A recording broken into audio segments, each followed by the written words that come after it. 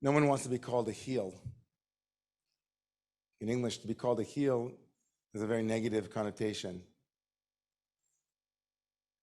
I'm not really sure what it means exactly. Does anybody know what being a heel is? To be a villain. Jean-Claude, thank you so much. Jean-Paul. So you wouldn't want to be called a villain. You wouldn't want to be called a heel.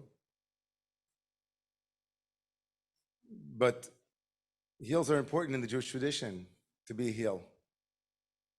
In fact, one of the patriarchs is called the heel man, Jacob, Yaakov, from the word heel. He was grabbing onto the heel of his brother, became a heel. And the word heel in the literature of the Proverbs, in our wisdom literature, in Mishlei, there's a pasuk that tells us, Eikev anava yirat Adonai. The heel, in the heel of Eikev, the word Yaakov, heel, in the heel of humility, comes in the wake of it, as it were, comes the fear or the majestic relationship with the divine. To be a heel in our tradition can either be a trickster, like Jacob, coming from behind, not seeing the one who came from behind, being suspected of coming from behind, someone who tricks, someone who's crooked. But in the verse in Proverbs, Eikev means that as a result of. In fact, some either identify not just as the result of humility comes Yirat Adonai, comes an awareness of the divine power or majesty, whatever it might be, but some actually identify those two qualities. To be a heel is already to be humble.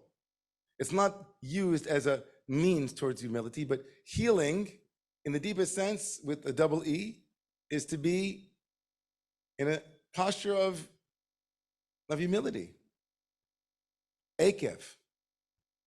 Our sources say that Eikev here as heel means that which is furthest from the Rosh, from the head. If the head, the Rosh, is the top dog, the heel is the doggy bag. The wagging of the tail, as it were. To be the heel, to be Eikev, is to be the one at the bottom of the ladder, as far from the top as you can possibly be on the hierarchy of the body and of being itself. In fact, in our tradition, heel becomes an anatomical metaphor for the end of days. As the end of days, meaning at the end of time, the heel of time, in its furthest reach, it's not in its reshit, in its beginning, but in its ekev, ikibita, in the heel of the Mashiach. Messiah will come at the heel of time. So the heel has this quality of humility. And what would it be like to listen from the heel? What would it be like to discern and to understand from the place of the heel? Tomorrow morning's Torah portion called Eikev, which means the heel. Used, of course, in a linguistic meaning, if you will listen and heed, the heel becomes heeding. As a result of, as the heel follows the body, if you will obey, then these things will follow. But what might it mean if we were to interpret it more poetically and prosaically as V'haya Eikev tishme'un, if you would listen from a place of humility? What might that look like? Moshe Chaim Luzzatto, the great Italian mystic who lived in Padua in 1707 from the 18th century, he died in 1740, so he was only 33 years old. A great mystic in the Italian Renaissance and mystical Renaissance of that community. He wrote a book called Mesilai Sharim, The Path of the Just, which was hailed as the first of what is known as the Musar literature of ethical and moral perfection. He actually maps out a curricula for becoming a more evolved human being, and he writes about humility, that the habit of humility is only acquired through training and reflection. The training consists in gradually habituating yourself to act humbly by keeping yourself in the background.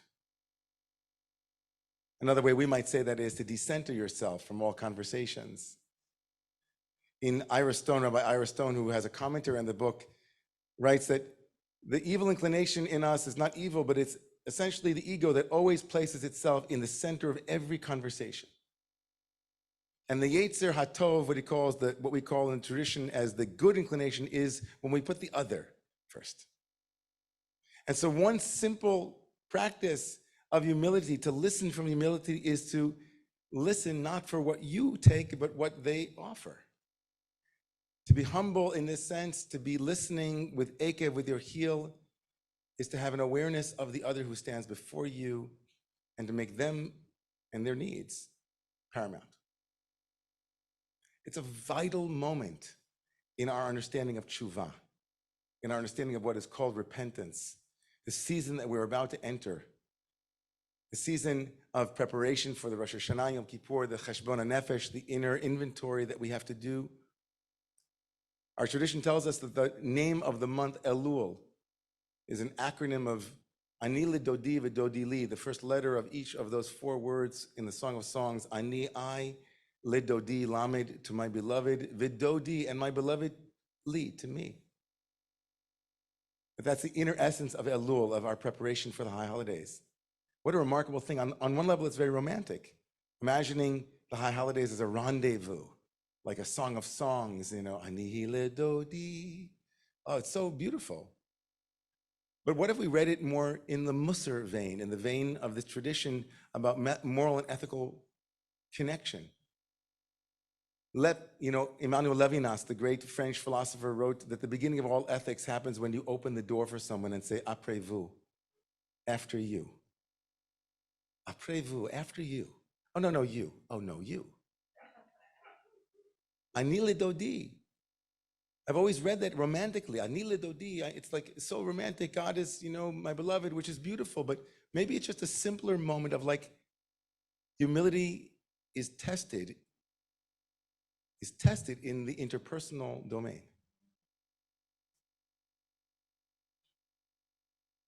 To be able to do tshuva means to acknowledge that we are human.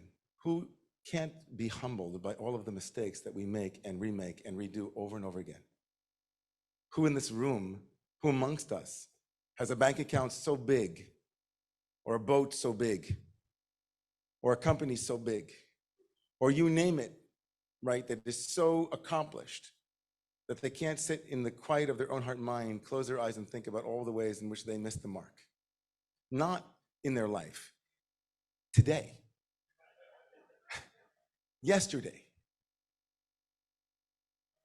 Not to be confused with kind of hypocritical humility, where on the outside it looks as if you're humble, but you're really using your humility to center yourself.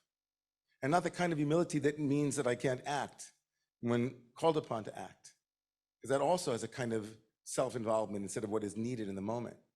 But the kind of humility that sits on the absolute truth of our limits, of what we know and we can't ever know, what we can have and what we can't ever have again, what we can do and what we can't ever do over.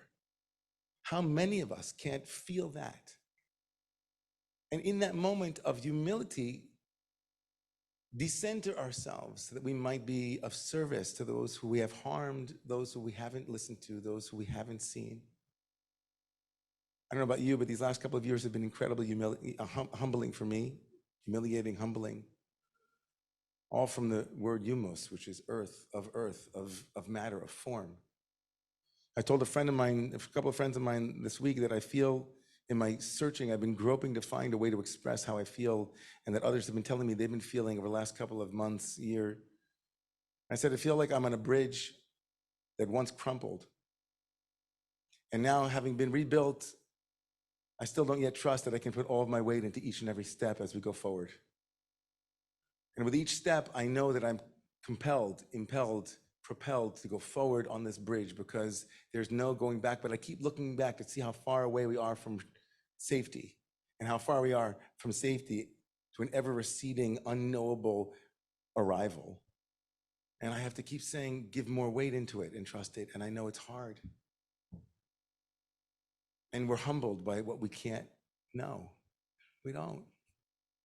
Will synagogues ever look the same again? Some say absolutely not. Some say absolutely yes. And I say, I don't know.